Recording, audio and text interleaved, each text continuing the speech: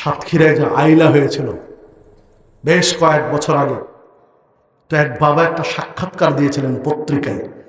বাবার এই সাক্ষাৎকারটা খুব হৃদয় বিদারক ছিল। বাবা বেঁচে ছিলেন তখন, তো তিনি গল্প করছে, তিনি সাক্ষাৎকারটা পত্রিকায় দিয়েছেন।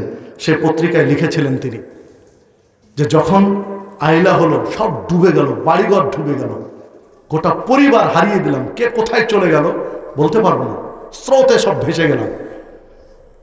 তো 9 বছরের একটা সন্তান ছেলে ও আমার সাথে ছিল, আমি তাকে ধরে রেখেছিলাম। বাপ ছেলে দুইজন মিলে পানিতে সাঁতরাচ্ছি, জীবন বাঁচানোর সর্বোচ্চ চেষ্টা আমরা করেছি। একটা পর্যায়ে গিয়ে আর পানির কোনো কুল কিনারা পাচ্ছি না, কতদূর আর সাঁতরিয়ে যাব সেটাও ভাবতে পারছি না। কতদূর সাঁতরিয়ে গেলে, মানে এটা রাতের অন্ধকারের ঘটনা উনি বলছেন, এই রাতের অন্ধকারে এটা শুরু হয়েছিল যে কতদূর সাঁতরিয়ে গেলে কুল পাবো, পা পাবো, মাটি পাবো পায়ের তলে, এটা আমার জানা নেই। অনেকক্ষণ সাঁতরিয়ে ছেলেকে নিয়ে সাঁতরিয়ে যখন সাঁতরানো শুরু করি, তখন ছেলেকে বলেছিলাম যে বাবা তুমি আমাকে বুকের সাথে চাপটিয়ে জড়িয়ে ধরে থাকো, স্রোতে যদি ছাড়িয়ে নিয়ে যাওয়ার চেষ্টা করে তারপর আমাকে জড়িয়ে ধরো, তুমি যেন হারিয়ে না যাও। দুই বাপ বেটা নিয়ে পানির সাথে চলছে জীবন যুদ্ধ। একটা পর্যায়ে আমি নিস্তেজ হয়ে গেলাম, আমার যে শক্তি ছিল শক্তি আমি হারিয়ে ফেললাম, মনে হচ্ছে আমি আর বাঁচব না। এখন ছেলেটা আমার কাছে আর একটা বোঝা হয়ে গেল আমার জন্য, যে আমি তো নিজেই টিকতে পারছি না, তো ছেলেকে আমি কি করব? আমি চেষ্টা করলাম ছেলেকে ছাড়িয়ে দিতে। আমি যত একে ছাড়ানোর চেষ্টা করি তত আমাকে জাপটিয়ে ধরে।